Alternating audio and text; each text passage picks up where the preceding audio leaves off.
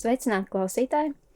Šodien mēs esam mājīgajā Gatera studijā, un pie mums viesojas pētnieks Kaspars Abersons.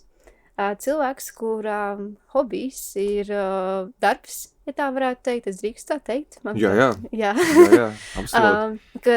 Kura plašais pētījumu loks aptver gan upju attīrīšanu, ja principā varētu teikt, no dažādiem aizsprostiem un dažādām problemātiskām lietām. Un arī, principā, bet pašos pamatos, cik es saprotu, pati galvenā pētījuma tēma tomēr ir nēģis, kas tā ļoti specifiski. Savā ziņā, jā, galvenā akadēmiskā pētījuma tēma ir nēģis, upes nēģis tieši. Tā ir balta patiesība, jau 10 gadus mēģinu uzrakstīt disertāciju un īsti nesanāk, bet kāpēc nesanāk? Nevis tāpēc, ka esmu patoloģisks links, bet tāpēc, ka esmu apaudzis ar ļoti daudzām interesēm, mazākiem zinātniskiem hobijiem vai naudas hobijiem vai citām lietām, un tik tiešām es esmu ļoti dziļi tagad iekšā upju kā tādu. Kas ir upe, kāpēc viņa ir tāda, kāda ir? Un ko mēs kā cilvēki esam mainījuši un ko mēs varētu atmainīt atpakaļ, lai upe būtu tā kā labāka, bet tas viss caur zivju prizmu. Es esmu diezgan švaks hidromorfoloģijā, ķīmijā un tādās lietās, tik daudz, cik ir vajadzīgs, lai padomātu par zivīm. Kā tad mēs viņus iepriecināsim, kā mēs atgriezīsim upes atpakaļ. Pirms mēs viņus sabeidzām, būsim godīgi, mēs esam ļoti sabeiguši savas upes un man ir skumji, ka mēs viņus nemīlam. Es kaut kur lasīju arī, ka tavs citāts ir, ka cilvēks ir galvenais upes ienaidnieks. Jā, visiem ļoti patīk rādīt ar pirkstu uz bebru un teikt, vai iekritušiem kokiem kaut kādiem, bet kas tad tas jau ir struns komā necik, ja mēs paskatāmies uz to, kas ir blakus jūsu muzejam. Tas ir noslīcinājis cik kilometrus. Tur bebri nekad to neizdarīs, nekādā veidā. Tā ir diezgan liela sāpe, jā, un tas, protams, kad ir ietekmējis arī gan pa pašu zivju daudzveidību, daudzumu, fizisko daudzumu arī kā tādu, un arī kaut kādu, varbūt, senu amatu jautājumu, kas varbūt ir vairāk mans muzeja, nevis tavu problēmu, vai ne? Bet šajā gadījumā runa ir par zivju pārvietošanos ceļiem, par migrācijām, vai ne? Galvenokārt. Ne tikai. Viena lieta ir tā barjera priekšā. Protams, ja nevar palikt pāri, tad tās, kurām tur būtu jātiek, tās netiks ne uz vienu galu un diezgan švaki arī uz otru galu. Bet es jau minēju to apslīcināšanu. Tur jau upes vairs nav, tur ir milzīgs ezers. Un tas... Tagad, man liekas, iebrauksim. Jā, tas ir tāds jautājums, kur varētu tiešām diskutēt gari un plaši, bet tā mēs līdz pamatēmai netiksim. Lielais hesis, lielie hesi ir vislielākā problēma. Tā ir arī problēma, kurā īsti nav redzama šobrīd pilnīgi nekāda risinājuma, vai ne? Jā, skaidrs. Jā, un tad... Mums mazajiem hesiem pagaidām neviens tā nemaz neraujās ar risinājumiem. Jā. Kur vēl lielajiem, kas patiešām apgādā valsti ar elektrību, nevis aiz matiem jāpievelk, cik gludekļiem tad reizē pietiek tā mazā turbīniņa un vai varēs ieslēgt arī ribzāģi vai nē. Tā kā šie te šķēršļi, kur ir cilvēku radītie, viņi kaut kādā veidā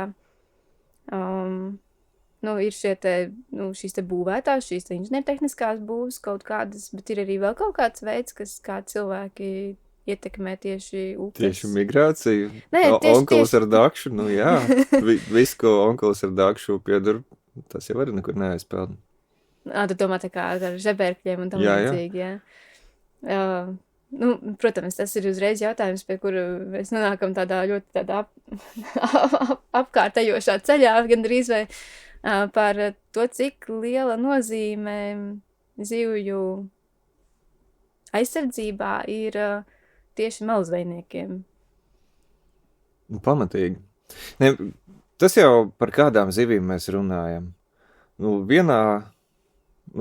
Mēs varētu zivis salikt tā kā rindiņā, viss kaut kādas jutīgākās un viss tādas, kam diezgan vienalga. Un tā diezgan vienalga galā mēs vairāk runājam par kaut kādu nelegālu, nejauku darbību, kas nav atbalstām, tāpēc, ka viņa ir nejauka. Bet, cilvēks noķēra nelegāli raudus, štruns ir viņā. Viņas izaugs vēl, un viņu ir daudz. ja cilvēks nelegāli noķer kaut ko, kas ir maz, nu, tad var sanākt ziepes daudz lielākas nekā štruns ar viņām, var arī neizaugt pēc tam, un tad ir slikti. Un mēs jau par migrāciju runājam, ja mēs runājam par ceļu, kas ietekmē visu, ko migrācijas šķēršļi ietekmē visvairāk, tās ir ceļotāju zivis. Ir divu veidu, vienas barojas saldūdeņos un ārsto jūrā, tas ir zutis mūsu galā, un visas pārējās dara otrādi. Tās barojas jūrā un ārsto saldūdeņos. Un daudzām no viņām ir diezgan īstas nārstu migrācijas periods, un viņas diezgan sakoncentrējas kaut kādās vietās, kā pudeles kaklā sapeld no visas jūras, un tad spriežas caur kaut kurien, lai tiktu uz tām nārstu vietām. Un ja tur stēž onkulis ar dakšu, tad, un mēs neskatāmies, un arī ja mēs skatāmies, cik viņš tur sadakšo un ļaujam viņam dakšot, mēs nepamanīsim, kurā brīdī iestājās tā, ka ir slikti. Jo, ja viņas no visas plašās jūras sakoncentrējas un var gadiem teikt, jā, bet viņu ir tik daudz, priekš tā viena dakšotāja nekas nav, bet vienu brīdī būs mazāk, un tad, kad viņas ir mazāk pudeles kaklā, tas nozīmē, ka tai pārējā pudelē jau ir tuvu vakumam. Šī ir tāda lieta, ar ko ļoti jāuzmanās. Koncentrācijas vietas neparāda kopējo daudzumu, tās parāda, kur viņas ir sakoncentrējušās. Šajā gadījumā, labi, vienā pusē ir šis malzvejnieks maliķis ar, dakšu rokām vienkārši, kā var redzēt arī atsevišķās ziņās, vai kaut kādiem nelegāliem tīkliem, bet otrā pusē ir šis rūpnieciskais zvejnieks, un kurš tomēr to varbūt pat daudz lielākā masā pat ņem ārā. Un kādā veidā tas... Rūpnieciskais zvejnieks ir sabiedrības daļa, un rūpnieciskais zvejnieks ir regulējams. Rūpnieciskais zvejnieks nav jau tā, ka es paņemšu cik garu tīklu vai milzīgu murdu gribējuši, aiziešu, kur gribējuši, kad gribējuši un ķeršu, cik gribējuši un pārdošu bez čeka. Tad mēs runājam jau par onkuli ar dakšu. Rūpnieciskais zvejnieks sagādā cilvēkiem dzīves, kur nemakšķerē. Jo mums ļoti kaut kā es nemakšķerēju. Un tagad makšķernieki man metīs ar kaut ko smagu un cietu, bet man tai publiskajā telpā izskatās, ka mēs virzamies uz kaut kādu mednieku vācēju sabiedrību atpakaļ. Ja tu gribi zivi, ej makšķerēji pats. Un ja tu nevar noķert zivi pats, tad tev zivi nevajag, jo rūpnieciskā zveja ir kaut kāds briesmeklis, kam nevajadzētu ļaut eksistēt. Nē, viņi apgādā ar zivību pārējo sabiedrību. Jā. Makšķernieki ir 100 000. Ja mums ir 1,5 miljonus, tad tā jau ir diezgan neliela daļa vispār no sabiedrības, kas makšķerē. Labi, radi draugi, kaimiņi var dabūt no viņa to zivi.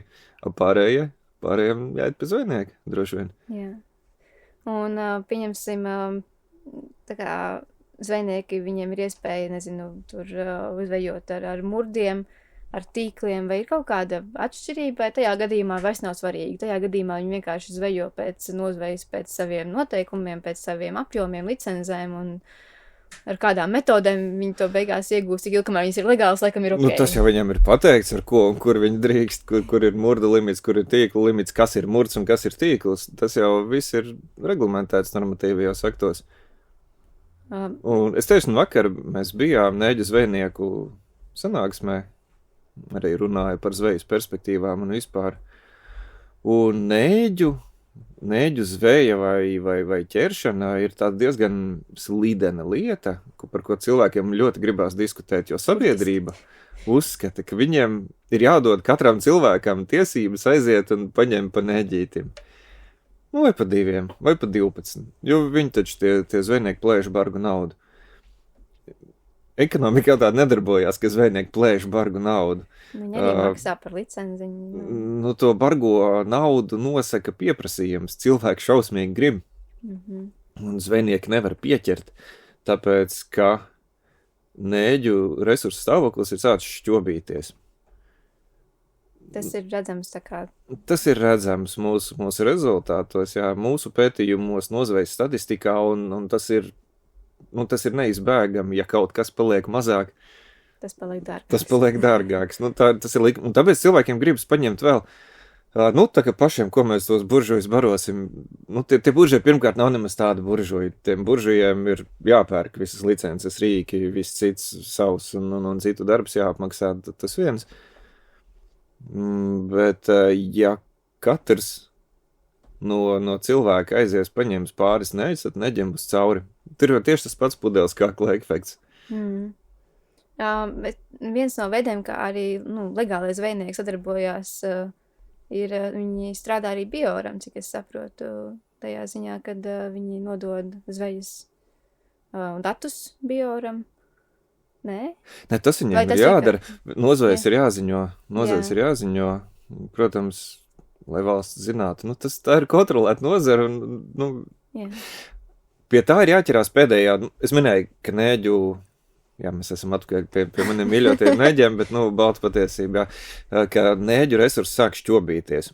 Un kāpēc viņš šķobās? Cilvēki gribēs atkal rādīt ar pirkstu un teikt, vot zvejnieki viņu visu noķēra, lai mums tad ģērētu 5 sādas un pa dārgo pārdot, savā ziņā. Ne, tāpēc, ka mēs nemīlam savas upes. Neģis ir, savā ziņā viņš ir ļoti plastiska suga, bet tā pašā laikā viņš ir izvēlīgs. Viņam vajag migrēt starp jūru un saldūdeņiem. Viņam vajag normālas upes, nevis meliorāts, bet normālas upes. Vai sen meliorāts, kas jau ir atjaunojušās. Viņam vajag upes, kurās nav šausmīgi piepludinātas ar nogulumiem, ar lauksaimniecības kaut kādām ķimikālijām. Viņam vajag upes, kurās ir normāls hidroloģiskais režīms, nevis hēsis ir vai nu vaļā vai ciet, vai vaļā vai ciet. Un, attiecīgi, mūsu upes ir mazāk, stipri mazāk piemērotas neģiem, tāpēc viņi izaug stipri mazāk, un tāpēc viņi jūrā ir mazāk, un tāpēc viņi atpakaļ uz nārstu vietām peld mazāk, tāpēc viņas noķer mazāk un plēš tās cenas. Vai ir taisnība, tas ir tāds teksts, ko esmu dzirdējusi no zvejniekiem par 7 gadu ciklu neģu jautājumu? 6-7 apmēram šis cirkulē, pa tiem cikliem. Tā varētu būt savā ziņā, dati to neuzrāda. Jā? Vismaz padomi laikā bija pētījums par šo, un man šķiet, ka secināja, ka tādi īsti cikli nav pamanāmi, bet tam ir zinām loģika, jo neģa dzīves garums ir savi 6-7 gadi, viņš 4 gadus ir kāpurs, aptuveni 4 gadus ir kāpurs, tad aptuveni 2 gadus ir pieaudzis dzīvnieks, kas barojas jūrā, un tad gala beigās, sanāk aptuveni tas cikls. Un, ja ir bijusi viena ļoti ražīga paudze, tad ļoti iespējams, ka pēc 6 gadiem, tie nārstotāji būs atkal atstās ražīgu paudzi. Tas ir burtiski šodien man to kolēģis teica, ka šogad izstās ļoti labs neģu gads, ka pēc 7 gadiem būs raža. Tas vienkārši. Bet pēdējie 2 gadi ir bijuši ļoti žēli. Žēli, man šķiet, ka pēdējie 3, jā. Bet vai kaut kādā veidā atšķirās, jūs noteikti arī skatāties, ka jau, kad kopsumā to visas Latvijas tās upes, kurās notiek kaut kāda migrācija, jūs neņemat vērā tur, šogad Daugavā bija daudz, vai tā bija maz, un, kaut kādā tādā veidā, vai tas nav nozīmīgi? Atkarībā no kura gala jūs prasat, vai par nozvejas datiem? Ko mēs arī skatāmies gan kopā, gan atsevišķi, gan kā, šķiet pareizāk, gan konkrētus mēnešus. Mēs arī taisam savu kāpuru monitoringu, un tur mums ir 80 vietas visā Latvijā.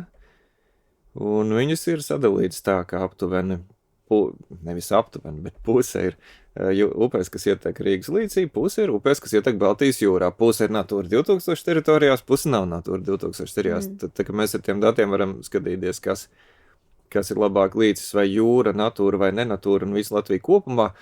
Bet upes līmenī viņi ir lietojumi diezgan nosacīti, viņi nereprezentēs visu upi, viņi ir domāti, viņi ir izvietoti tā, lai no viņiem varētu saprast, kas notiek valstī kopumā. Nav jau grūti vienā upē. Tikai kādam par to ir jāmaksā, tad ir jādibina atsevišķi neģu pētniecības institūts. Ja tā neģu pētniecībā, mēs esam daži cilvēki, kas ar to strādā, bet tas nav tā kā pamat darbs. Tas būtu arī tā, specifiski ļoti. Kāpēc ne? Neģis taču ir mūsu galvenā suga iekšējā ūdeņu zvejā. Kāpēc, tavuprāt, neģis vispār ir tik ļoti nozīmīgs? Kas padara neģi tik ļoti specifisku un īpašu? Nav, ne, jausmas. Nē, neģis ir specifisks un īpašs, protams, viņš kā suga ir interesants, kāpēc tīri tā gastronomiskā interese ir tik izteikta. Es nezinu. Tas ir mūsu diezgan fenomens Baltijas jūras, ziemeļ, austrumu daļas fenomens. Tā mīlestības mēģija. Ar tādu noslieci, jo īpaši uz Latvijas pusi. Jo Latvijā, neģis ir ļoti iecienīts. Igaunijā, jā, viņi sēd, Somijā, jā, viņi sēd, Zviedrijā, opaps ēda, es arī esmu pagaršojis, Lietuvā ir kaut kas līdzīgs. Un citur vakar Eiropā un citur areālā viņu tikai aizsargā. Tikai aizsargā, un tādā ziņā, jā, tā Eiropa tā kā skatās uz mums caur pieri, ka mēs tikai aizsargājam, jo jūs ēdat nost. Kas tad tas tāds? Un tad... Pārdod puskilogramu kastītēs. jā. Vēl viņus zvejo, Lielbritānijā zvejo, ja, vismaz. Bet viņus neēda, viņi nemaz nemēģināja ēst, viņus tirgoja līdeku makšķerniekiem, ko spraust uz āķa. Tieši ņuņika formā? Nē, lielos. Lai var kārtīgi uzspraust un noķert, kurš tad ņuriņiku spraudīs. Nevar iedomāt. Līdeka tādus mādēs droši vien. Jā. Un, ja mēs pārējām mazliet tālāk no nēģiem, varbūt tām atpakaļ uz upēm kopsumā, kā izskatās Latvijas upju ekosistēma šobrīd, kādā stāvoklī viņas ir, tavuprāt? Diezgan traki. Mums bija viens projektiņš, kurā mēs vērtējām upju esošo un potenciālo nozīmi zivīm. Un sanāca tā, ka tagad ir, baidos samelot ar procentiem, 34% no potenciāla. Tas ir mazāk par pusi. 3 ar krustu un 10 balvu skalā. Mēram tā. Tas, ko varētu dot. Ja mēs atrisinātu migrāciju pilnīgi visos šķēršļos, tad varētu pacelt uz kaut kādiem 67, faktiski dubultot. Bet, ja mēs atrisinātu visu citu, bet atstātu visu šķēršļus, tad varētu kaut kur uz 50% pacelt. Un, protams, ja mēs, labi, tā ir pilnīgi absurda situācija, mēs nevaram izskaust visu lauksaimniecību, atmelirēt visas melirētās upes un izbeigt visu elektroražošanu un vispārējo, tā jau nebūs. Bet, ja mēs to izdarītu, tad būtu 100%, protams. Un, labi, mēs atjaunojam visas šīs atjaunojam, kaut kādā veidā uzlabojam varbūt tā, man kaut kādā veidā uzlabojās šī pieņemsim nākotnē, ja, šī zivju daudzveidība, daudzums, tā kā zivju situācija. Ko tas kopsumā dod apkārtējai dabai? Kā tas iekļaujās tajā kopējā ainā? Baidienī. Par to daudzumu gan arī varētu parunāt, jā, ja mēs runājam tikai par daudzumu un esam neizvēlīgi, kā tās skalas otras galas zivis, daudzums sabeigtā upē būs lielāks, jo straujāk tekošā ar augstāku ūdeni noēnotākā, mazāk piedzītā ar fosforu un slāpekli. Tur vienkārši ir mazāk barības ielas, tur ir mazāk ūdens. Tur ir kilogramos un uz galviņām rēķināt, tur ir stipri mazāk zivju. Bet tur ir tās zivis, kam ir jābūt, vērtīgās zivis. Ja mēs paskatāmies karpudīķi, tur, protams, ka tur ir tonas, tur ir kas tik tur nav. Un karbudīķim ir visas tiesības būt, un viņš ir brīnišķīga vieta atkal, lai sagādātu tiem, kas nav makšķernieki zivi, bet nav forši, ja viņi uzstājas uz upes. Nav jāsabendē kaut kas, lai varētu ražot karpes. Es tā uzreiz nesaku, jā, ka tur viss ir pilnīgi tūlīt un jāizliec, bet labāk, lai karbudīķis ir upes malā. Tad viņš eksistē, audzē karpes, viss ir labi, bet nav tā, ka ir tiešā veidā aiztaisīs migrāciju un pārtaisīs upi par karpdīķi. Mums Latvijā ir kādas invazīvās zivju sugas? Pārītis ir. Ir, jā? Protams, rotans, kas ir iekšūdeņos, bet viņš tā diezgan vāji invadē, viņam nevedās ar to invadēšanu, vismaz no ihtiofaunas viedokļa.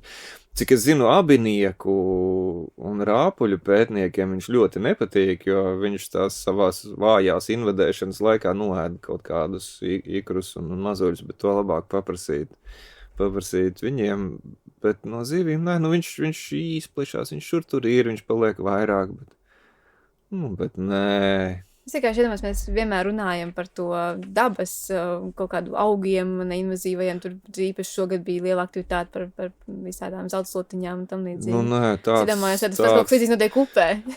Upē tāds sātans kā zeltslotiņa nav. Viņam ļoti žēli veids ar to invāziju. Viņš varētu būt tāda svežzemes suga, kas nu, ja skatāmies no zivu viedokļa un upē, nu, es tagad apmaldīšos botānikā, nu, bet kaut kāda suga, kas kaut kur ir pļāvā ieviesusies, bet nu, nevienu neiznīdē, neko nemaitā un nebojā. Savukārt, ja mēs no jūras iekāpjam jūrā, tur ir apaļais jūras grundulis, kas ir, nu, pamatīgi invadējis. Redzējis, viņš ir izstāsts diezgan tāds. Tas, jā. Un viņš ir ļoti pamainījis ekosistēmu, pamainījis arī zvejnieku mērķus, jo viņš ir tik daudz un tik jau liels, ka, cik es zinu, piedošana, esmu jūras pētnieks, ka tik kaut kas nepasprūk, bet cik es zinu, viņu zvejo šeit pie mums un ved atpakaļ eksportē uz tām valstīm, no kurienes viņš ir cēlies, jo šeit viņi ir kaut kādi tā kā brangāki un smukāki. Un viņš ir ēdams, ja? Viņš ir ēdams, viņš ir pilnīgi ēdams, viņš ir diezgan nopietnas zvejas objekts mūsdienās. Bet mēs Latvijā viņu neesam iecienījuši, vai viņš Nē, nu kā kurš, nē, nu...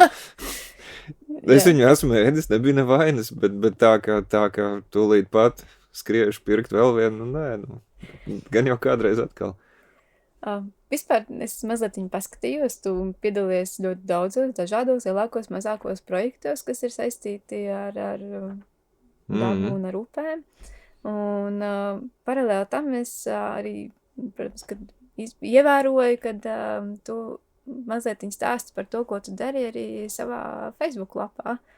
Tas ir zivju pētnieku piedzīvojumi. Jā, tā ir. Jā, kāpēc tev ir šī te vēlme varbūt tam, jo tavā gadījumā tu neesi akadēmiski pētnieks tajā ziņā, kad tev nav tikai akadēmiski rezultāti, tev ir arī fiziski redzami rezultāti projektos bieži, nu, kur tu mazliet redzi, ka kaut kas jau ir izdarīts dabā jau. Kāpēc tev ir arī šī varbūt tām vēlme tā kā pastāstīt cilvēkiem, ko tu ikdienā dari? Jau izklausās pēc psihoterapijas. Kāpēc gan ne? Jo mans darbs patīk. Man patīk par to parunāt. Es gan neesmu 2 nedēļas jau neko rakstījis. Piedošanu. 2 nedēļas nav daudz. jā, jo tagad ir tāds brīdis, kad septembris ir tāds vistrakākais laiks parasti, jo tad vēl kās lauka darba astes, kas ir jāpabeidz. Un jau sākās visādi papīra darba nodevumi. Tā kā... Kur ir tavu mīļākā daļa darbā? Tā kā tas lauka darba periods vai tas... Kā kad? To es pamanīju. Es sāku savu zivju pētnieku karjeru jūras nodaļā. Un tad vienmēr sezonas sākumā, gan mēs tur forši maniem mīļotiem kolēģiem, un tad, kad jau nāk sezonas beigas, liekas, tie spalvainie mūļi, kā man viņi apriebušies. Upēs nav tik izteikti, bet diezgan līdzīgi, jo vienu brīdi liekas. Kā jau sanāk, kā paveicās, kā nepaveicās, kas man labāk patīk, iet dabā vai papīrus rakstīt, es domāju, ka tas ir iņu un jaņu pilnīgs, tur tā nevar atdalīt. Viņam ir arī momenti, tā papīra rakstīšanā, kad tu redz kaut kāds secinājumus. Jā, protams, saprast.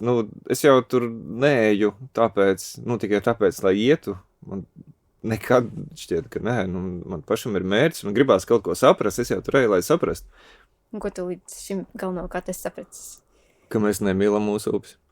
Tas ir galvenā tēze. Jā, tā ir absolūti tēze. Tas gan netik daudz no lauka darbiem, cik no, tā kā esmu iesaistījies dažādos projektos un visu kaut kur, man sanāk pa laikām parunāt ar cilvēkiem, ar visdažādākiem cilvēkiem, ar melioratoriem, ar mazās hidroenerģētikas pārstāvjiem, ar zaļajām nevalstiskajām organizācijām, vai vēl labāk kaut kādos pasākumos, kaut kādos fórumos, kur viņi visi ir kopā, un cilvēkiem nevajag to upi. Bet kur es ielīdīšu nomazgāties, ja es neuzkrāmēšu to čupu? Mazo dambīti neuztaisīšu. Kāpēc? Kam man tā upe vajadzīga, ja es viņā nevaru tur kaut ko iemest, ietecināt? Gaida, ka upe kalpos tev. Jā, viņa, un trūkst iztēles, manuprāt, lai saprastu, ka upe, kā laba upe kalpos labāk. Nu, ka viņa jau nav tikai mīskaste vai kaut kas, vai peldbaseins, ka viņa ir vērtība pati par sevi. Es arī skatījos, kad bija rakstījis te savā lapā, ka tajos aizprotos arī zaru kaudzēs un tam līdzīgi, ka tur tā zivju būšana ir tā ļoti specifiski, kā vienā pusē ir vairāk, otrā tad tas pats nozīmē, ka mazāk. Es varbūt līdz galam neizpratu tā kā to jautājumu. Jā, tas bija, tā nav nekāda baigā zinātniska analīze. Tas bija tāds īsts ieskatiņš, jo, jā, es tagad taisu prezentāciju parītdienas pasākumam Goodwater. Un tur man ir jāstāst par to mūsu top 70 šķēršļu projektu. Un es sapratu, ka es zinu tieši kurā brīdī tas sākās. Es diezgan precīzu vietu varu pateikt un laiku. Tas bija 2019. gada decembris, datumu no galva neatceros, bet kaut kāds decembris, 3 un aptuveni 10 minūtes. Jo vienu brīdi mēs sākām domāt vispār institūtā. Tas nebija es, tie bija vairāk kolēģi, sākām runāt un sapratām, ka nav mums nekādu gandrīz pētījumu par upju atjaunošanas projektu sekmēm. Ka viss, tas cikls ir tāds, mēs kaut ko iedomājamies, kaut ko izdarījām, ierakstījām atskaitē fezītī televizorā kaut kur, ka tagad būs labi, vai tagad ir labi, saņēmām savu devu lauru un gājām tālāk darīt kaut ko, bet mums nav ne jausmas, tiem, kas teica, ka viss ir labi, un tiem, kas viņiem sniedza laurus, un tiem, kas oponēja, arī, protams, saka, jūs tur kaut ko izdarījuši. Viņiem nevieniem, ne otriem, ne trešajiem nav īstas nojausmas, kas tieši tur ir mainījies no zivju viedokļa. It kā mēs izglābām zivis, bet kas tur bija? Protams, tagad man atkal viss teiks, tu pats neko neiedz, mēs visi zinājām labāk un zinām vēl tagad, tu esi ēzels, šito es atklausījies pietiekami, bet, tā kā zinātniski izmēram datu nav. Un tad mēs sapratām, ka ar to ir jāpalīdz, un pirmā lieta, ko mēs darījām, mēs apkopojām informāciju par zivju fonda apmaksātajiem projektiem, ko cilvēki vispār ir gribējuši izdarīt, ko viņiem licies, šķiet, ka ko viņi vispār gribējuši izdarīt, kā viņi to pamatojuši, kādās upēs gājuši. Un paskatījāmies arī sekmes. Un ja mēs mēram vidējo temperatūru slimnīcā, tad tur īsti nekas nebija mainījies. Ja mēs skatāmies uz kaut kādiem individuāliem projektiem, protams, bija veiksmīgs un neveiksmīgs. Un tad par to mēs stāstījām dabas ekspertu seminārā Salaspilī. Un tas mēsīčs, tieši to es teicu, ka cilvēki mīļie, vajag vairāk padomāt par to, ko un kāpēc mēs darām, ko mēs gribam sasniegt, jo tad lielāka iespēja, ka mēs to sasniegsim. Un jāskatās ir pēc upes potenciāla, jo tā, visi salīdzinājumi, kas nāk prātā, ir nepieklājīgi. Nevar uztaisīt konfektu, no kā nevar konfektu uztaisīt. Un ir jānovērtē tās upes potenciāls. Un tad kaut kādi cilvēki pēc tam, jautājumi kaut kādi, bet mums tagad pašiem tas potenciāls jānovērtē. Tad mēs domājam, tagad viņiem visiem pašiem tas potenciāls jānovērtē. Tad mums bija upju potenciāls projektiņš, ko es jau teicu, ko varētu uzlabot, bet ziņu mērķis bija novērtēt vispār upju esošo, upju iespējamo potenciālu un to starpību. Ja kāds gribētu kaut ko darīt upē, kurā tagad ir slikti, bet potenciāli var būt labi, tad viņš tur var atrast un izvēlēties. To neizmanto. Tas nevienam nav vajadzīgs, visi zina paši, bet, uztaisīs tas ir. Un tad kā bloks produkts mums nāca šķēršļi. Mēs nejauši identificējam, jo šķēršļi zinām, mēs rēķinājām viņu ietekmes un gluži neveļus mēs nonācām pie kaut kādiem. Kāpēc tieši tie top 70? Top 50 bija. Iesākumā bija top 50. Okay. Nonācām pie tiem top 5, no kuriem bija top 5 īpaši briesmīgie, no kuriem viens bija Ventas rumba. Nopietni? Viņš tak ir, ko tā zivis jau tur nelēkājas gara laika viņām. Bet viņš ir dabiski veidot. Jā, protams. Mēs vispār neko neaicinām ar viņiem darīt, jo tas bija pilnīgs blakus produkts. Un atkal seminārs, un atkal mēs to stāstam, un atkal jautājums, un ko mums ar to top 50 iesākt? jā, ko jums ir to iesākt, un tāpēc ir tas top 70, kur mēs taisām tagad priekšspēti, kur jau kaut kas pačukstēts, ko to varētu iesākt.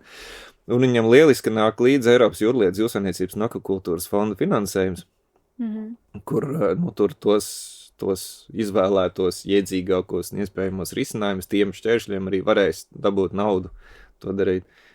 Ka viņš nav pliks tābeles atkal, ko viss teiks, ko viņi tur ir atcerējuši, bet tur nāk līdz arī kaut kāds finansējums risinājumiem.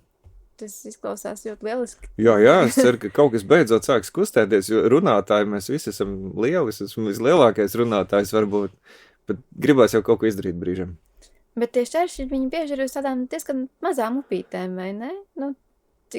Tādām pavisam maziņām. Cik liela nozīme ir šīm pavisam mazajām upītēm?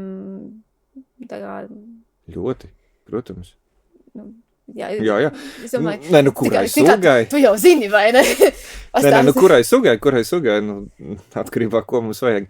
Ja mēs domājam par lasi, tad ne tik ļoti lasim tās ļoti mazās upītes, tik ļoti nepatīk. Ja mēs domājam par taimiņu, tad ļoti, jo taimiņam nārstot tieši patīk tādās visnotaļ mazās upītēs. Un kas tur ir? Tas tur arī ir.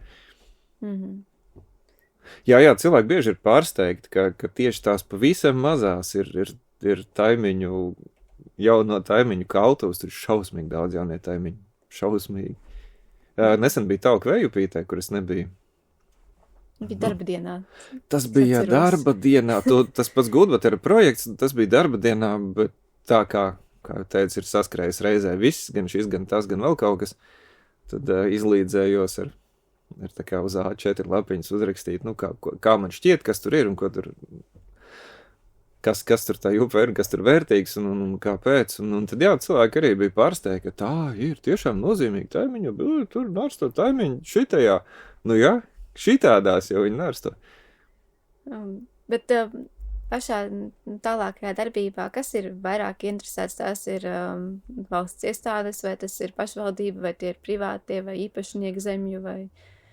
Kurš vien grib? Tajā top 70, kas... protams, nekas nenotiek bez īpašnieka. Jā. Īpašnieki vai lietotāji akcepta, ar varu nekas nenotiek pie mums. Kas tos projekts īsteno, visvieglāk droši vien ir pašam īpašniekam to darīt.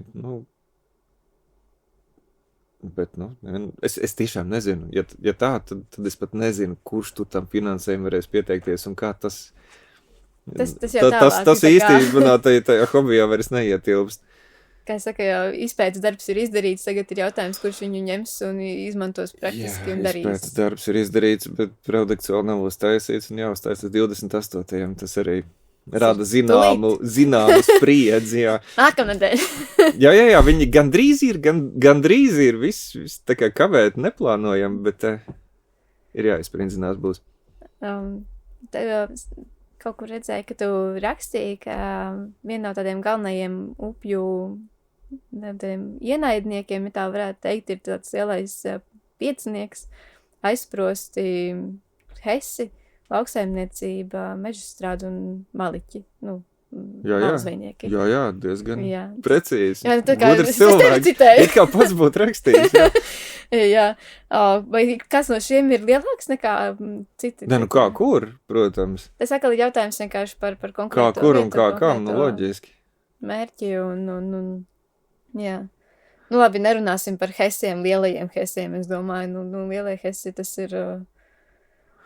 Bet lielajiem hesiem ir pamats, viņi ir iegriezuši pamatīgi mums, ceļotāju zivju populācijas ziņā, vispār upju zivju populācijas ziņā, bet, mēs jau arī neierakstāmies vinilu platēs, piedošanu. Tieši tā, jā. Viņi dod daudz elektrības, bet ja mēs skatāmies mazos spēkstacijas, viņas pavisam kopā, tāpatās mēs aptuveni pareiķinājām, ir samaitājušas kvalitāti kādiem 1000 kilometriem upju. Tas ir daudz. Jā, tās ir 2 gaujas un vēl biškiņi, un viņi saražo, jaušam mazāk. Tur tā tautsaimnieciskā, un ja mēs... Kam tas ir izdevīgi? Kam tas ir... Sākšu bet 4. studijas, bet... Kam tas ir izdevīgi, tur parunājot ar mazās hidroenerģētikas asociāciju, tas tur ir Tas tiešām visādi. kādam kaut ko ienes? Nu jā, protams. Kādam kaut ko ienes, kādam tas ir hobijs arī. Hobijs. Nu, blakus ienākums. Nu, cits tamborē, nu, cik viņš nopelna no tām tamborēšanām reiz nedēļā tamborē, bet, nu, patīk. Tur jau, nu, mēs atkal esam apmetuši riņķi. Cilvēkiem neliekas, ka dabiska upe ir vērtība. Nu, vismaz ļoti daudziem neliekas. Nu, viņam neliekas, ka tur kaut kas būtu nepareizi. Viņam liekas, ka viss ir kārtībā. Ūdens Nu, tek un rats griežās, un ūdensrozes zied, un tie, kam ir kempings turpat blakus, viņu atbalsta, un saka, jā, nu kā, tad, nu, kur tad, nu, vata, nu, kas tad man ar to kempingu būs? Tur jau nav jau tā, ka tas Hesse īpašnieks ir kaut kāds doktors Īvels, kurš man staigā riņķi un saka, mēs viņam tagad iegriezīsim kaut ko, un nu, viņam jau visbiežāk neliekas, ka viņš dara kaut ko sliktu, un sabiedrībai viņam riņķī arī visbiežāk neliekas, ka viņš dara kaut ko sliktu. Nu, jā. Un sabiedrībā arī tālāk visbiežāk neliekas, ka viņi dara kaut ko sliktu, un tad nēģi sāk beigties, un visi saka, redz, tie markeļu zvejnieki ir izvejojuši. Viens no šādiem aizsprostiem, kurš gan nav saistīts ar Hessu, ir Salacā, kas ir Staicels tilts. Tas ir diezgan tāds kontroversiāls jautājums. Diezgan daudz strīdu jautājumu ir un tam līdzīgi. Un tur pat īsti vēl nav izprotams, kāpēc viņš tiek turēts, tas aizsprosts. Viņu diezgan ilgi turēja, cik es zinu, jo bija vēlme atjaunot elektroražošanu. Es nezinu, kam tas bija ienācis prātā, ka kaut kas tāds ir iespējams. Nu, ka kaut kam tādam dos atļauju, nu, mūsdienās. Kaut ko tādu varēja 90. trakajos izgrūst cauri. I tad nedeva atļauju. I tad vēl nedeva atļauju, bet tā pārliecība tur diezgan ilgi sēdēja. Nu, ka mēs taču te atjaunosim, ražosim elektrību. Pieņemsim tāds mazais aizsprosts. Nu, viņš ir aizsprosts. Tas ir nosaucams par aizsprostu, vai ne? Nu, viņš ir migrācijas šķērslis. Nu, viņš ir aizsprosts. Tagad tilts ar... Nu, viņš nav pilnīgs šķērslis. Viņš ir šam tam pārvarams. Bet tas atkarīgs no kaut kāda caurplūduma noteiktā sezonā, no kaut kā cita. Un tas arī kacina maluzvejnieks. Jā, mēs par maluzvejniekiem. Jo tur taču ir kaut kāds objekts, kaut kāda struktūra, kur kaut ko vieglāk var pabakstīt. Jo, nu, ja tā zivju putēšanās varbūt vairāk arī kaut kur ir pirms tā šķēršļa sanāk, vai ne? Tā ir vieta, kurā... Kur ir lielākas cerības, vajā tas zivis pa visu upi, ja te viņas sapulcējās un... Ja mēs runājam par, atgriežamies pie Daugavas, kas ir Daugavas muzeja, varbūt tām pamatā, bet, pieņemsim, Rīgas Hess ir pirmais aizsprosts. Arī, vai ir redzama tāpēc tas pudeles kakla efekts, vai viņš sanāk beidzās tā kā kaut kur sausajā Daugavā pie Ķekavas kaut kur, ka tas ir tas vieta, kur vis tālāk aiziet nāštojošās zivis, vai... Rīgas Hess jau nav pudeles kakls, tas ir korķis. Tur jau garām nekas netiek. Tas ir gals, tā kā, jā. Nē, ja mēs runājam par ceļotāju zivīm Daugavas baseinā, ir drusciņi aizmirsts atzars, kas kopš 13. gadsimta, kad cisterciešu mūki izreka Milgrāvi, ir pievienots Daugavas ledecei, tas ir Ķīšezers, Juglas ezers un Lielā Jugla, Mazā Jugla.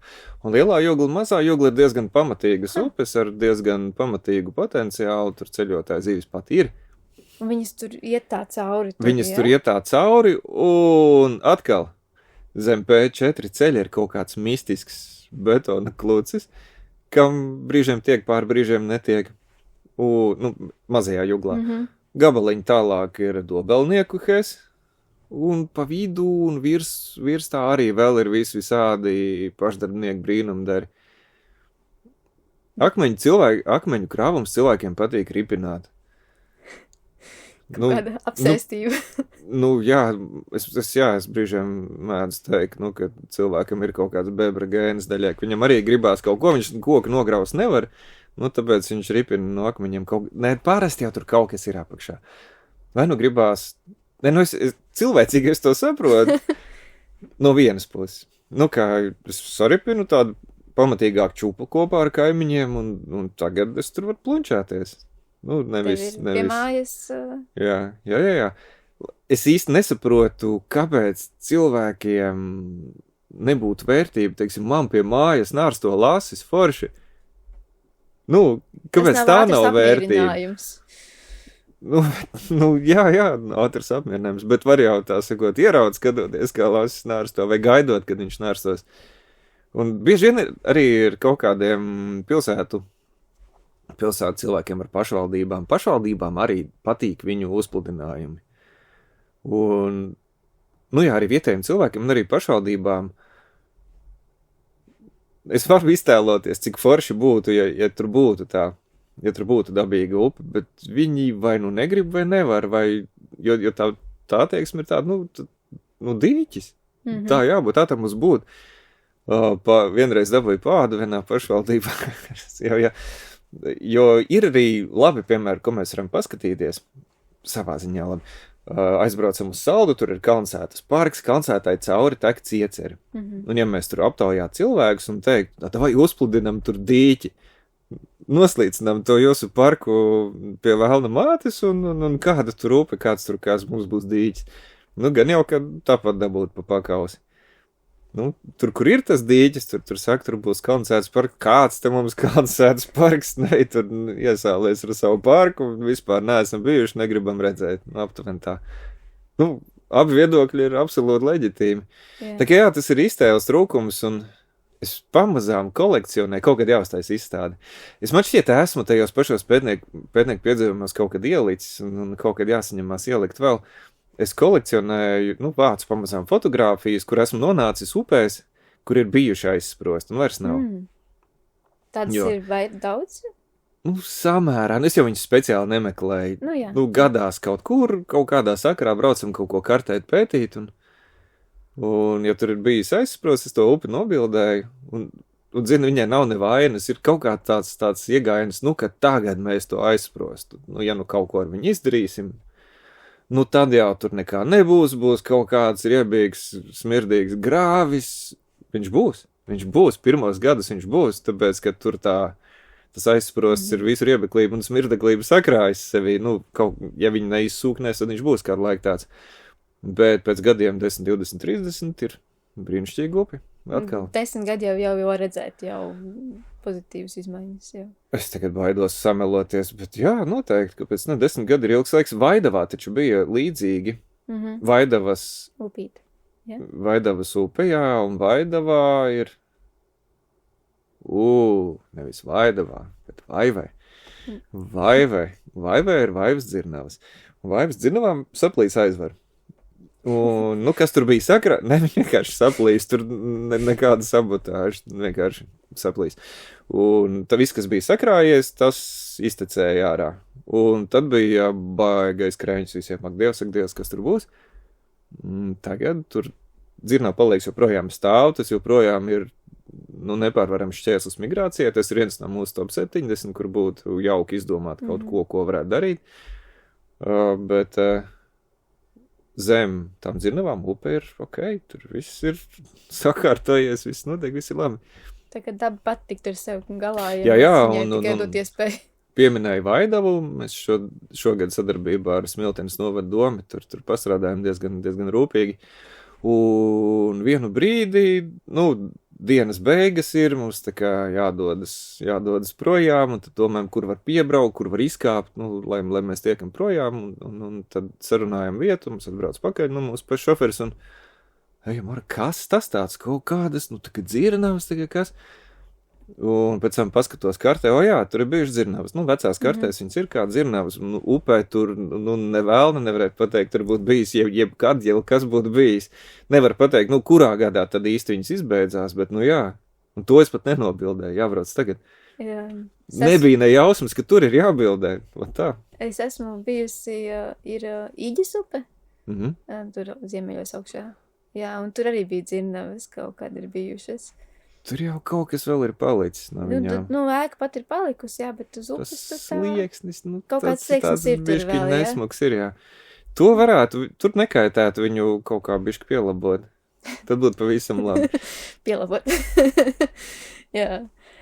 Tad varbūt vēl viens tāds, es vēl aizvien esmu bišķiņ šokā par to Milgrāva kanālu un Ļuglas upēm, abām divām, jo vienmēr domājot par to, ka, Daugava, kas bija ļoti, pirms Hesa bija ļoti aktīva šī migrācijas upe, man neienāca prātā, ka ir kaut kāds aptecējuši tām zivīm, sanācis nejauši. Ne, tas kopš cisterciešiem viņas godīgi iztecēja, vai kā to upīt sauca, viņas godīgi no Ķīšezera gala pašas pa savu izteku godīgi visas tecēja iekšā Rīgas līcī, un tad mūki atnāca ir lineāli saskaitīja, ka jā, te ir kritums, te var uzlikt ratu, kas griezīsies, un tā viņi to vēlnam iedeva pirkstiņu. Tagad jau, protams, tur ir milzīgs kanāls, tur ir osta un kuģu remonta rūpnīca un viss.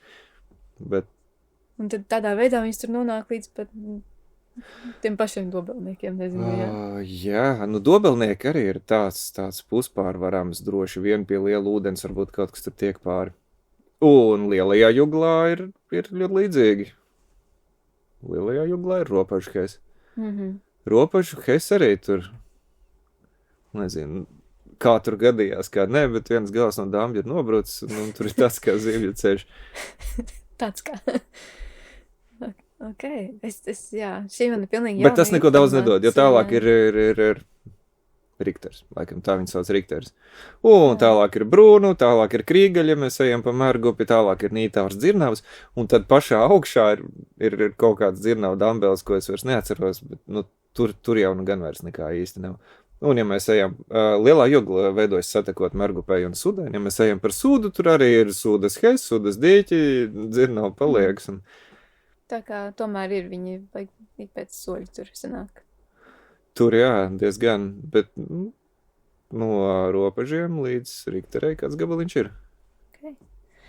Vēl tāds viens jautājums ir, cik liela nozīme ir zivju mazuļu laišanai upē no zivju audzētavām?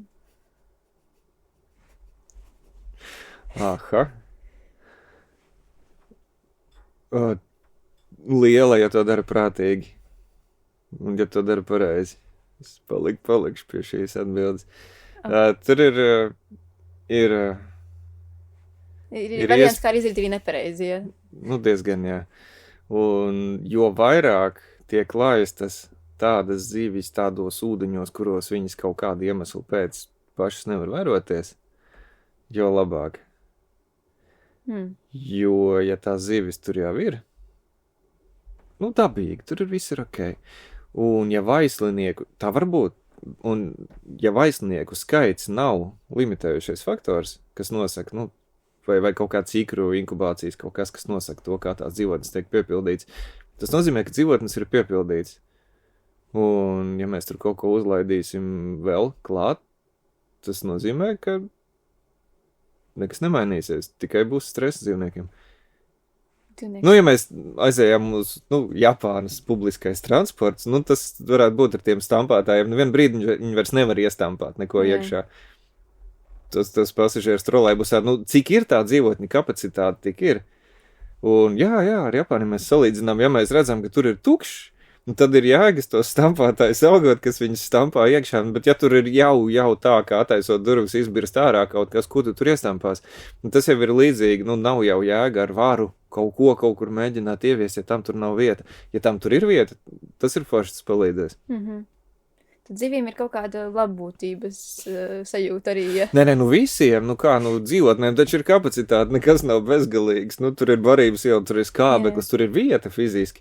Ja aiz akmeņa var noslēgties 3 zivis no stārķa, un tur ielaiž vēl 3 zivis, aiz akmeņa joprojām varēs noslēpties 3 zivis, vienkārši stārķim būs 3 papildu zivtiņas.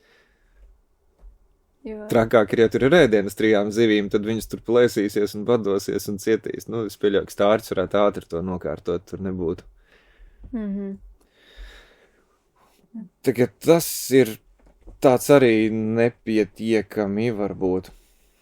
Nepietiekami mērķtiecīgi darīts varbūt tam, vai? Nē, es nemāku teikt, es neesmu tā kā audzēšanas, tagad negribās teikt, bet es pieļauju, ka būtu forši, ja mēs vairāk domātu līdz tam, kur un kādas, un kāpēc, un cik daudz.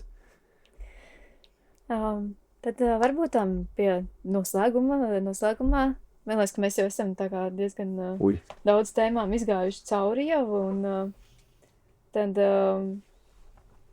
varbūt ir kaut kas palicis vēl nepateikts, varbūt ir kaut kas, ko mēs piemirstām, jo mēs mazliet cilpojām turp un apakaļ saistībā par tavu varbūt pētniecības tēmu vai par tā kā tālākajiem plāniem. Tālākie plāni ir diezgan reizē skaidri un reizē miglātīti.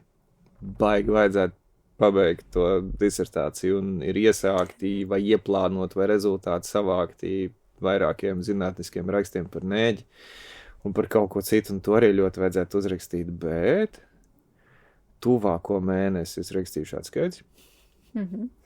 Un tad es atkal rakstīšu atskaits. Tikai citas mums ir ļoti, mēs esam iesaistījušies ar dabas aizsardzības pārvaldi tādā brīnišķīgā pasākumā, kā suga aizsardzības mērķu noteikšana. Un tur ar mūsu kolēģiem, tas notiek projekta ietvaros, LIFE projekta. Life for Species, nē. Labi, griezīsim ārā, kuru projektu ietvaros, man liekas, neatcerēšos īsto, bet ir ļoti jauki, tad ir brīnišķīgs projekts, kurā cita starpā nosaka arī suga aizsardzības mērķi, un mēs to taisam zivīm, un tas ir jāuztais līdz decembrim, pēdējie nodevumi. Bet, Un no janvārā es ļoti sāku iesaistīties pavisam vēl citā LIFE projektā, kas ir Life is Salaca. Tieši salacā, ja? Tieši salacā par dzīvotnēm, dabas aizsardzības plānu atjaunošanu, par piekrastes mežu apsaimniekošanu un citām lietām. Tur pagaidām esmu no Biora kā galvenais speciālists nobīdīts. Sanāk, kad tavs darba lauks ir visa Latvija. Sākot no Ventas, tad tā kā līdz salacai tas ir... Nu, tagad jau īpaši, jo tie suga aizsardzības mērķi, kas mums ir jāpabeidz, ir valsts mērķi. Tad tā kā no viena gala līdz otram, jā, tas gan notiek virtuāli, jā. Visos, ko es iepriekš uzskaitīju, kādi tik mums tur tie projekti nav bijuši, tajā mēs esam uztaisījuši tādu kā Latvijas virtuālo upju aprakstu. Nu, tā kā datoram pastāstījuši, kādas ir Latvijas upes, kilometru garos posmos sadalījuši viņus. Mēs esam datoram pastāstījuši, kādi posmi upēm patīk, un pastāstījuši datoram, kādas tur ir ietekmes uz tām upēm virsū. Nu, tāpēc es te varu runāt 30% tādu, 30% šitādu, man tas izklausās vienkārši. Ar to ņemās Andris, kas ir mūsu datu analītiķis, milzīgs paldies viņam, bez viņa sen būtu uz sēkļa. Un tā, kur mēs palikām. Nu jā. Un tad mēs virtuāli tagad skatāmies, kas tai Latvijā varētu būt. Nu, tas, kas līdz decembrim ir jāpabeidz, kādi ir mūsu dzīves suga aizsardzības mērķi, balstoties uz tā, kā virtuālajās upēs varētu justies virtuālās zivis, ja mēs noņem tās virtuālās ietekmes. Tāda simulācija. Samērā, jā, savā ziņā, jā, simulācija. Klausoties šo visu, rodas jautājums, gan jau, kad tu esi arī lietas kursā, kāda ir situācija kaut kur kaimiņu valstīs šajās pašās problēma jautājumus, gan jau, ka viņiem ir līdzīgas problēmas kaut kādas visi. Jā, nu, Igauņi, kā liekas, savas upes mīl drusku vairāk. Kā vienmēr. Gan jau viņi kaut ko citu dara slikti. Nu, viņiem gan ir visos nopietnajos damvjos ir, nu, kur to var izdarīt, ir kaut kas izdomāts, ir migrācija svarīgajos. Lietuviešiem, man liekas, tā mīlestība arī iet caur vēderu un caur zvejnieku žmaidzīšanu. Man šķiet, ka viņiem arī tur galva mēs rūpēsimies par upēm, mēs izskaudīsim zveju no iekšējiem ūdeņiem. Tādā formātā, ka... Kaut kas tur arī notiek, bet neesmu baigi domājis līdzi, nē. Jā. Nu, tik cik ar lietuviešu kolēģiem kaut ko runājis, un jā, viņiem tur ļoti pret zveju cīnās visos veidos. Tieši pret tādu rūpniecisko, nevis makšķerēšanu vienkārši. Rūpnieciskā zveja ir zivju ieguva ar rūpnieciskās zvejas rīkiem, un tā var būt arī pašpatēriņa zveja. Bet, tā es esmu diezgan orientēts uz zvejnieku makšķernieku tomēr līdzās pastāvēšanu, jo, tagad atkal jau lido, jau jūtu, jau lido un švilpja akmenis, bet man tiešām tā makšķernieka iztumšana priekšplānā liekas, nu, tā kā virzīšanos atpakaļ uz mednieku vācēju sabiedrību. Tas tik aizliek gailēns, nu, tirgot rimcītī, katram jāied savu gailēnu. Tas vēl, savu gailēnu var vienkāršāk, nu, tur nevajag prasmes, tur vajag groziņu un nāzi un kājas. Bet, teiksim, burtniekā, nu, ko makšķer, es nezinu, kā tur beidzās, es zinu, ka tur bija diskusijas garas un plašas, kurš vai tur drīkst zvejot, vai tur drīkst makšķerēt, iespējams, ka viņas vēl nav beigušās.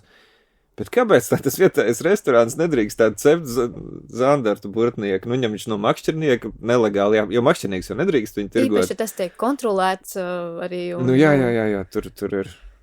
Ir izdotas atļaujas un tiek kontrolēts. Jo tas cilvēks drīkst zandartu ēst arī nediedelējot viņu kaimiņam. Nu, tas ir dīvaini, godīgi par naudu nopirkt. Tas zvejnieks jau. Jā, nav nekāds arī doktors Īvels, ko jau teica, es te tagad, es viņus visus noķeršu aprakšu un nevienam nerādīšu un makšķerniekam figu tikai parādīšu, un tas ir viss mans zvejas mērķis, un taču viņš to visu tirgo, un to visu taču cilvēki pērk. Taču visi cilvēki maksā PVN, tas taču ir, nu tā valsts darbojās. Tas ekonomikas nozir tā ir, un tā ir pieprasījums. Nocīm redzot, nu, ja jau nepirk, nu, jā, par malu zveju runājot, jā. Pērk taču acīm redzot, nesen kolēģis, laikam, teica, ka viņš runājas ar inspektoru, ka Babītas ezerā atkal noķerts kaut kāds, kurš vairākas reizes jau ir ķerts un tik šausmīgi daudz viņam tur tā nozaiba. Un kāpēc tas nevarētu būt legālais zvejnieks? Kāpēc tam ir jābūt Krūmu Jancim, jo atkal ne jau viņš kaut kur rok tās zīves, viņš taču tirgo? Nu jā. Noteikti. Nu, diez vai tā kāds ķer tur 10 kilogramu zivju nelegāli nakts laikā riskējot pārkāpumiem. Var jau būt, ir kas nopērk mājās aizdes. Iet šaut uz skolu kaut kādas klases biedrus. Nu, protams, visādas trakuma liekams cilvēkiem var būt, bet šaubos, vai viņš regulāri un mērķiecīgi, zvejot zivis un nevienam nedod. Nu, netaču. Jā, par tiem pašiem nēģiem, tad, kad mums bija Lamprei projekts, un tur izpētījās, ka par detaļām vajadzēja tiem, kas viņi taisīja, bīstos tagad atkal sameloties, bet, ka cilvēki apēd kaut kādas 150 tonnas nēģu un nozvejo, kaut kādas 80-90.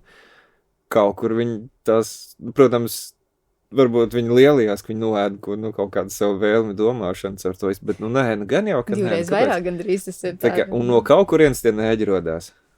Tie nelegāli. Vai no cilvēka iztēles, vai no kaut kādām ārpus reglamenta zvejām, vai no Lietuvas un Igaunijas, protams, kaut ko jau pērkam. Pat cik mums ir lielāka tā vēlme nēģis ēsties, tad lietuvieši un igauņi. Viņiem ir vieglāk savu zīvi atprečot, pārdodot uz Latviju, nekā mēģināt iebarot. Igaunijā viņi sēd, bet Lietuvā tur ir diezgan. Tai pašā Lamprei projektā mēs jau mēģinājām. Tas bija viens no projekta daļām mēģināt lietuviešiem, tā kā iebarot tos nēģis, ka vajag. Nezinu, ar kāds beidzās. Tas bija kādu laiku atpakaļ jau. Tev pašām nēģi garšo? Es viņus ēdu, bet ne tā, ka... Es vispār zīves īpaši, nav tā kā vēja zīves, bet bez pārliecīgas sajūsmas. Bet bija vakar nēģa zvejnieku pasākumā, kur runājām tieši par to zveju. Tur gan bija garšīgi. Es nobrīnījos, ka man garšo nēģis, tā sen nebija bijis. Tas jau laikam pagatavošanas jautājums. Acīm redzot, kā priekš sevis, jā. Jā. Bez PVD modrās acis un tējas želejas un dievs zina, ko tur vēl dara. Tēja vai kafija vai vēl kaut kas. Es nezinu, bet tas bija riktīgi labs. Uzreiz arī pataisnām no grila, jā. Un ko tu varbūt tām teiktu tiem cilvēkiem, kas, nezinu, tur nekad dzīvē nav pagaršojuši nēģi, jo tie jau tie maitēdāji. Es kā cilvēks, kurš muzejā regulāri cilvēkiem stāst par nēģiem, vai ne? Šis ir populārākais teikums. Vai viņi ir zīvis? Jā, vai viņi ir zīvis? Tur nēģu pētnieks nevar pa durvīm iziet, lai viņam kāds nenāk pretīm neprasīt, tā nēģis ir zivs? Jā, ir, ne, nav. Jautāja. Jā. Viņš ir, bet nav, bet ir. Bet nav. Kā tas būtu svarīgākā lieta dzīvē, vai Jā, ne? Tā kā, jā. vai mēs drīkstam par nēģi runāt kā par zivi? Mēs jau runājam, viņš pēc likuma ir zivs. Kaut vai pat neskatoties uz visu sistemātiku, bioloģiju, visu citu likumu priekšā, viņš ir zivs. Pilntiesīga zivs. Un bioloģijas priekšā viņš arī, ir vairāk tomēr zivs. Zem ūdens ir. Tas kā skatās, vai dala tajās virsklasēs, vai nedalās. Old schools ir dalīt virsklasēs, apaļmutnieku un žokļāņu, un tad, tad viņš nav tā zivs, bet tā kā cits, tā kā jaunāks skatījums, protams, kā vienmēr ir oponenti, ir tāds, ka mēs nedalām vispār virsklasēs. Ir kalzivs, skrimšdzivs, visādi zivju veidi, un tos ar nēģi, un tos ar miksīnas. Katrs smuki atsevišķi. Un viņi visi nav sistemātiskā vienībā kaut kādā apvienot zivis, bet viņi ir par zivīm saucam dzīvniekus, kas dzīvo ūdenī, elpo ar žaunām, un ja viņiem ir locekļi, tad tiem nav locītavas. Okay. Un tur ir mugurkalnieks, nevis dzīvnieks, piedodiet, bet mugurkalnieks, protams, citādāk mums nāk tos zivīs visus tārpus ieskaitīt, un cits mugurkalnieks. Mugurkalnieks, jā. Tad ar šo te nēģi dalījumu un varbūt tādu... Kāds bija tas otrs jautājums? Jo tas bija par to, vai viņi ir maitēdi. Jā. Nē.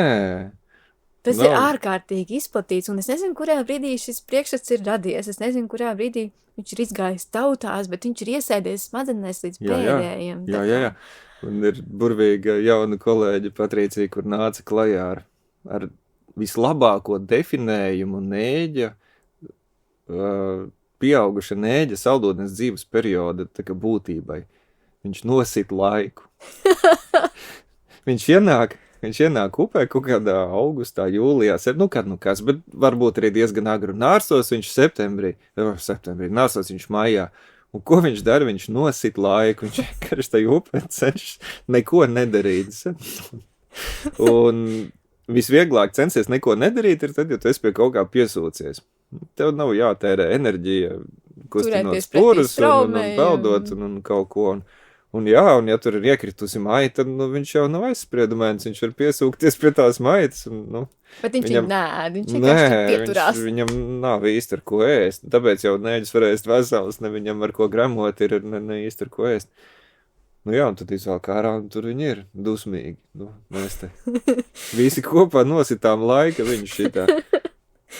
Kas nozīmē, kādu uztrauc tas, ka nēģis tur ir pie līķiem pieķēries, un tāpēc tur viņi nevajadzētu līķis jau nav tas viņa mērķis, piedošanas, viņš daudz labprātāks pieļauj izmantot akmeni vai jebko citu, viņam gadījās, Vienkārši šis fascinējuši šie urbānie stāsti, kas ir tik ļoti cilvēku apziņā iesēdušies. Ja mēs par urbānajiem stāstiem, kur tie...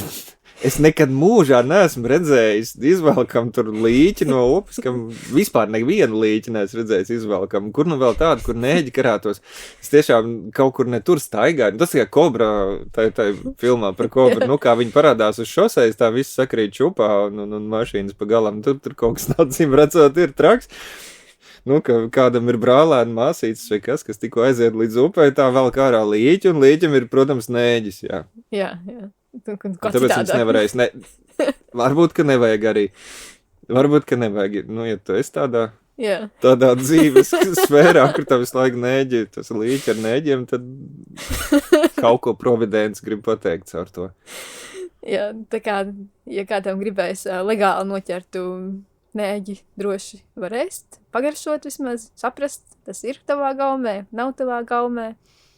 Un tad galvenais mums cilvēkiem laikam ir mīlēt tās mūsu upes. Jā, mīlēt upes vairāk cilvēki. To attieksmi mainīts pret to, kā mēs pret viņām izturamies un kā mēs viņus uzturam. Mīlēt upes, mīlēt dzīves, jā, vēl piemetināt. Kā jau gadās, ik pa laikam nonāk kaut kādās diskusijās un ir viedoklis tāds, ka mēs gribam kaut ko pārveidot. Mēs, tur bija tajā gadījumā kā kaut kāds zivju eksperts, ka mēs gribam kaut ko pārveidot, mākslīgi veidot kaut ko, kas tur nav. Es to redzu pilnīgi otrādāk. Mēs jau esam pārveidojuši un salauzuši, un es tikai gribu atdot atpakaļ. Kā?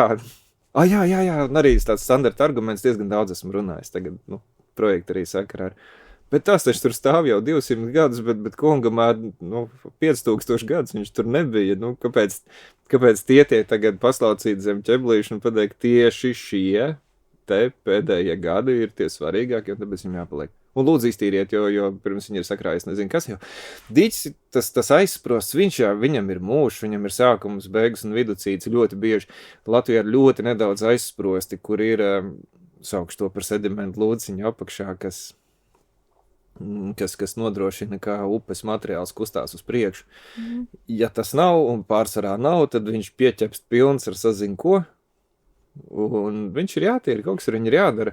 Ir ārzemēs pat esmu lasījis tā kā viedokļus, ka mēs nevaram hidroenerģētiku, konkrētu hidroenergo projektu saukt par atjaunojamo resursu, ja viņam nav nodrošināt šī migrācija, jo viņš nav atjaunojams, viņš pieķepsēsies pilns un cauri būs ar to viņa atjaunojumību, viņš pārstās eksistēt normāli.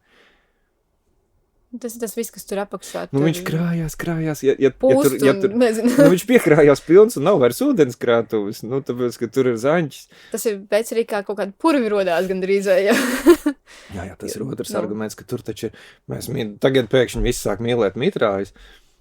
Kā cilvēki, kas viskaut kur ir bijis, tad aizēj uz melirātoru. Tā sakot, sanāksim, tur mitrāju mīlētāji kaut kā nav neviena, tur visiem gribās tos mitrājus aiztecināt projām. Aizējām uz mazās hidroenerģētikas sanāksim, tur ik pa laikam ir bet mēs taču esam izveidojuši tur to vērtīgo mitrāju, un tas pat ir biotops. Nē, tas nebija mazās hidroenerģētikas sanāksmē, tas bija ar dambu īpašniekiem. Bet viņi to runā ar tādu īstu mīlestību, ka tur man tik brīnišķīgs purvs ir izveidojies augšā. Tas nozīmē, ka nākot ar papildus informāciju, kaut kādu, kas ir balstīta pētniecībā, varbūt, kad var mainīt šos priekšstatus? Man šķiet, ka tikai ar labajiem piemēriem. Tikai ar labajiem piemēriem. Jo vairāk būs tie kalncētas parki, jo vairāk cilvēki padomās bet varbūt tas ir forši. Jo tā ir lieta, ko es nesaprotu, tur acīm redzot, tur ir jābūt cilvēkam ar citādāku domu gājienu, ka kādam var nelikties forši, ka viņam upē nārsto kaut kādas retas zivis. Tas taču ir forši. Štos, ūdensros ir ezerā. Nevajag tāpēc upi vendēt kopā. Tad principā tagad turēsim mīkšķus par to, lai upes no 35 uz vismaz 50 uzkāp, tā kā tas jau būtu svētīgi, jā. Labi, vismaz kaut kas. Vismaz kaut kas. Nav tik treki, kur Īvā uzbūvējam zīvceļu, bet atkal, Eiropas nodokļu maksātāji diezgan patērējās, un man šķiet arī latviešu nodokļu maksātāji, lai uzbūvētu Rīvas upē zīvceļu. Tur bija otrdien, mēs vērtējām, kā ir neģu kāpuru daudzam izmaiņas vai neģi šo zīvceļu izmanto, viņiem Rība labāk patīk, patīk, bet ne tik ļoti, kā mēs bijām iedomājušies, bet tas diezgan labi atspoguļo to mūsu būtību. Latvieši ir gatavi jau, zīvceļiem ir gatavi, arī daudz kas īpašnieki esmu runājis, ok, bet nekam vairāk, un arī dāmbju īpašnieki, zīvceļiem, bet nekam vairāk, bet tas Rīvas struns, viņš jau nav pat dāmbis ar ūdensrozēm, viņš ir kaut kad būvētas, neuzbūvētas, funkcionējušas, nefunkcionējušas papes, dievs zin kādas tur fabrikas, ko tur bija mēģinājuši darīt, aizsprosta paliekas. Viens betona klucis, otrs betona klucis, un otru betona kluča apakšā par nelaimi ir ūdenskritums. Tas nav ūdenskritums, tas ir betona klucis, kam pārtek ūdens, bet viņš čalo. Un tāpēc cilvēkiem ir, ojā. Un tur blakus ir kafejnīca, un tad cilvēki var, tā sakot, ieturēties un skatīties, kā taimiņi mēģina pārlikt pāri, bet lec ar degunu tur tajā sienā iekšā. Un tur tagad ir zīvceļš, tur diezgan iet riņķī, bet tas, ka šim nekam īsti bez nozīmes, nevienam nevajadzīgajam, pat bez ūdensrozēm, kaut kādam betona klucim, ka viņam ir jābūvē zīvceļš. Kuru varētu arī vienkārši iznīcināt. Iznīcināt viņu. Tur ir tilts virsū, un tilts ir, protams, tas tilts ir, viņš kādreiz ir bijis vēstures piemineklis. Bet tad viņš ir izbeidzies. Nu, tas piemineklis, es nezinu, vai viņš pats apgāzās vai viņu nojauc bīstamības dēļ, bet tur ir uzbūvēts vietā tāds pats. Viņam nav status, bet viņš ir tāds pats, un līdz ar ko viņš ir arī piesējies pie sirds tur vietējiem gan cilvēkiem, gan lēmējiem, un tas ir tāds kā turismu objekts, bet jā, par tiem turistu objektiem, nu pie vēlna, nu kāpēc turisti nevarētu, nu no pašvaldības, no Dzirnava Dambja paliekām pašvaldībā esošām skatīties, kā Norstona Taibiņa, nu, kas viņiem, kāpēc viņiem obligāti ir uz ūdensrozēm jāskatās, nu, tā nevar būt, nu, tā ir kaut kāda. Gan jau, ka liela daļa nemaz pat nedomā par to, viņiem vienkārši ir apmēram šitas 50 gadus ir bijis, cik es sev atceros. Jā. Un viņiem pat nav noteikti nekādu domu par to, ka varētu būt citādāk. Ka citādāk varētu, bet noteikti tā nāks un salauzīs. Jā. Kaut ko salauzīs un saķepēs, un tad nebūs nekā vairs. Noteikti nebūs ūdens vairāk, šitā upe vispār pazudīs. Senēs bijām, upe pazuda. Jā? Bet tas nebija ar aizsprostiem nerku, tas bija ar bebriem. Bet jā, mums dabas aizsardzības pārvalde bija, es nezinu, vai dabas aizsardzības pārvalde, mēs rakstījām zivju daļu dabas plānam teritorijai Vidzemes Akmeņainā jūrmala, un tur ir pāris ūdensteicis. Viena no tām ir Kurliņupi, un mēs aizbraucām uz Kurliņupi, un tur vējš, tas kaut putina sausas smiltis, un kā kauboja filmās pa gultni ripo, tas zāles ripolis, un jā, kas mums te īsti ir jādara, nu, kādu zivju, nu, mēs te rakstīsim, tad taču nekā nav. Tā kā dēļ bebriem. Jo tur augšā bebri bija aizdambējuši kaut ko cietu, un tur kaut kādu grāvi, un tā upe aizticējas pa grāvi sistēmu, bet tajā teritorijā esošajā upes daļā tur nekā nav, tur ripinās zāļu kamoļi. Bet tas mums izklausās tāds dabīgs process, viss, kas ir noticis. Nu, tas grāvs jau nebija dabīgs, nu, bebras tikai bija dabīgs tajā procesā. Bet tā pašā Kurliņupē gabaliņa augstāk virs tā bebra arī ir kaut kādi ļoti mistisks izcelsmes. Jā, nu labi, tur ir mistisks izcelsmes aizsprost, kuras detaļas īsti nezinu, kur un kā un kas, bet bija jau tas Āronas gadījums, kā iepriekš, ka mēs iepriekšējā tajā projektā atradām nejauši uzdūrāmies nelegālam HES. Kas ir uzbūvēts aizsprosts, kas ir uzbūvēts vietā, kur aizsprosts būvēt nevar, un nu, tas tur mošķi stāv joprojām. Nu, tas arī parāda to sabiedrības attieksmi, ne tikai sabiedrības kā tāds, bet sabiedrības institūcija, jā, un, nu, un... Tas tā kā kāds uzliek sev ģeneratoru, kāds uzliek sev mazo strūns par to staciju. turbīnu, galvenais, ka tur ir dambis uzbūvēts uz Āronas upes, kur dambis būvēt nedrīkst. Un tā kā neliek neko nojaukt, neko. Nu, nē, gala beigās tur laikam sakārtoja papīrus, ka viņš ir bijis no pasaules radīšanas. Nu, pasaules radīšana nav svarīga, ir MK noteikumi, kur ir uzskaitīts upes, kur neko nedrīkst būvēt. Nedrīkst būvēt aizsprost, kas paaugstina ūdens līmeni. Un, nu, kaut kā laikam izrādījās, ka viņš tur ir bijis pirms tam, lai gan ortofoto, mums ir publiski pieejams ortofoto kartes piedošana. Atveram Latvijas ģeotelpiskās informācijas aģentūras karšu serveri, kartes.lgio.lv un skatāmies, kurā tad gadā, kas tur parādījās, to taču var redzēt. Nu, taču ir arī vēsturiskie dokumenti, tomēr ir jāatrod. Dokumenti ir sakārtot, cik es zinu, un fotografija nav pierādījums. Labi, es tagad bīstos atkal iebraukt kaut kur es īsti nepārzinu, bet es ļoti brīnos, kā tas tā noklus.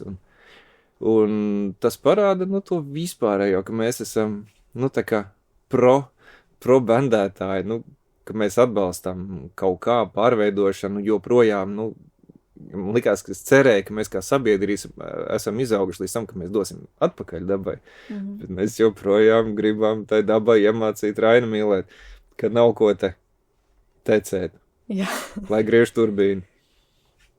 Tas tā interesanti, tā kā, ka arī mēs tā sabiedrība, kura pat no tēmas tā upe nav manā lokā tuvākajā, manā 2 kilometru radiusā ap māju, man vairs neinteresē, kas tur notiek.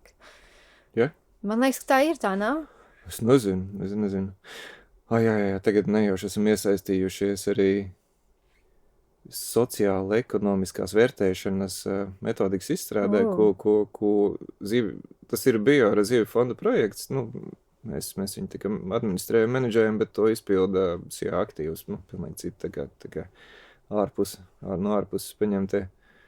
Un jā, tur tieši par šo skatās, jo beidzot par to ir jārunā. Tā kā mēs sākām ar to, ko es pieminēju, to decembri 19. gada, kad ir vairāk jārunā par upju atjaunošanu. Pasies, līdz kam šis ir izaudzis, līdz ne jau tieši mēs to Gudvate radījām, bet tas viss, tas ir ripojas un aizripojas, tā kā arvien vairāk pirms kaut kā darīt, tiek kaut kas pētīts, domāts, vērtēts, prognozēts. Bet es ļoti ceru, ka tas notiks arī ar ekonomiku, sociālo ekonomiku un tādām lietām, jo tagad ir pliks apgalvojums, ka tas ir tas, kas uztur dzīvību. Varbūt tā ir, es nezinu, varbūt, ka tie eiro, kas nāk no turbīnas, vai un papildus no tie eiro, kas nāk no katamarāna un viesnama, un to cilvēku laimes, kas dzīvo blakus, varbūt tur tiešām tā arī ir, bet varbūt tā nav. Un cipari nav nevienam, ne otram, ne trešajam, visi stāv rindā, raudz viens uz otru ar pirkstu un bļauj. Un tā nav pareizi. Tas pieprasa starpnozaru pētījumu uzreiz, tā kā. Tas ir, jā. Un tagad mēs taisam tikai metodiku, jo tas nav tik vienkārši. Skatāmies, ko var samērīt, kā var. Cik mēs skatāmies, mēs tur tā piedalāmies semināros un pakonsultējam kaut ko drusiņam mums prastot. Bet to tais labākie speciālisti Latvijā šajā jomā, tā kā es ceru, ka viņi tieši sociāla ekonomika.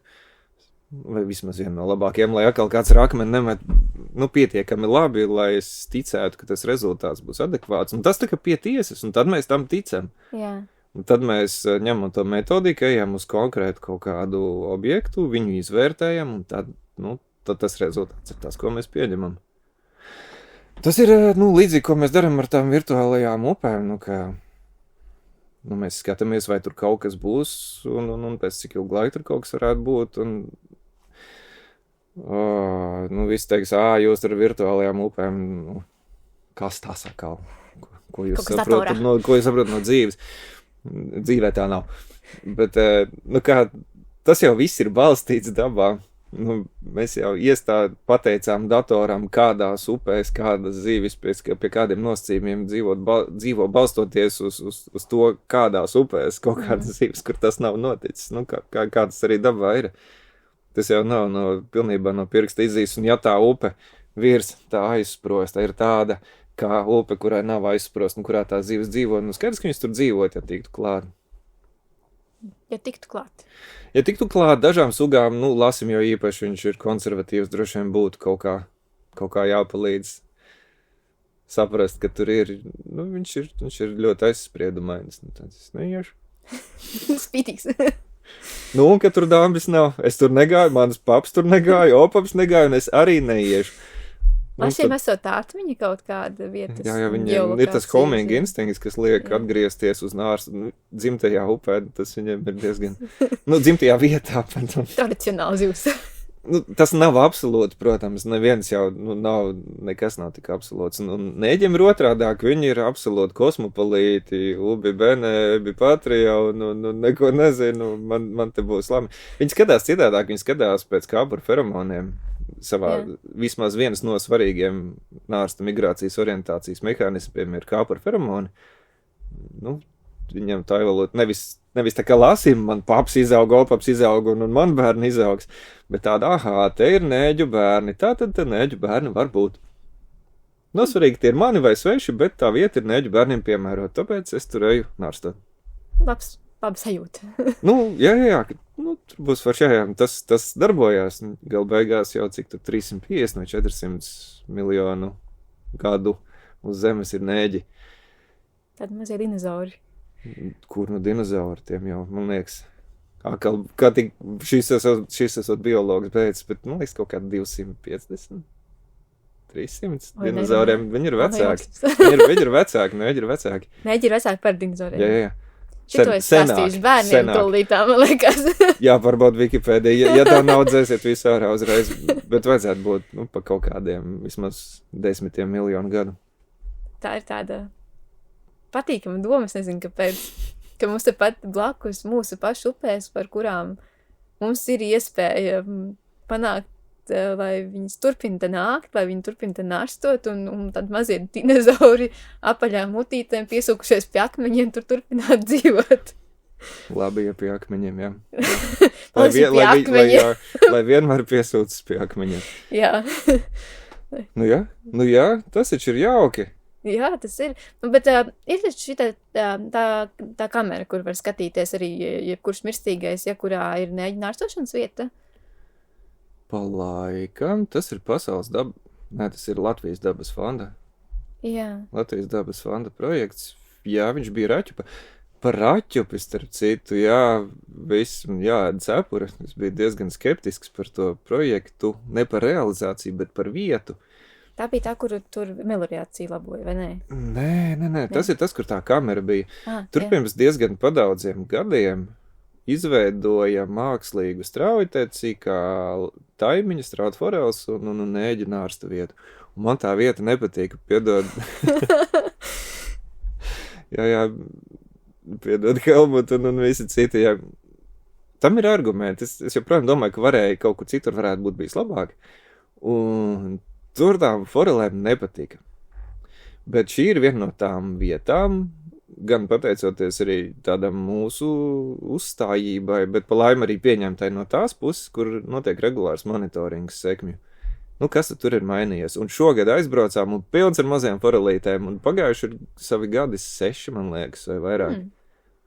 Tikai jā, ar laiku ir nākušas un atnākušas. Nu, tas arī runa par to homingu un dzimto vietu, neko nezinu. Neģi tur nārstoja gandrīz uzreiz jau 1. 2. gadā. Taču neko nezinu. Kad es augu, nekā tāda nebija.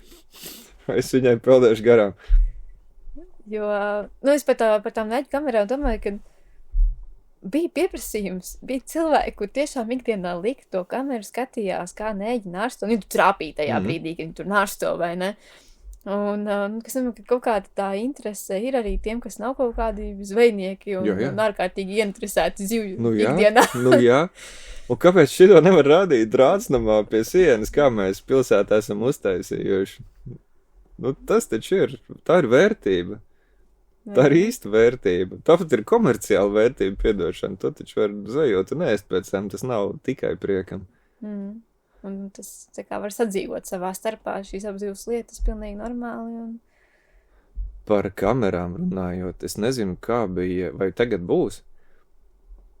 Šķiet, ka pagājuši gadu Latvenergo Bērzenē bija ielicis brīnišķīga kamera. Tas tā nebija neģu, tā bija strauta foreļu nārsta kamera. Bet labākā nārsta kamera, kādas esmu redzējis, jo tur gandrīz visu laiku kaut kas notiek. Tur gāja kā meksikāņu seriālos, tur viens otru dzina prom, rāva aiz astes.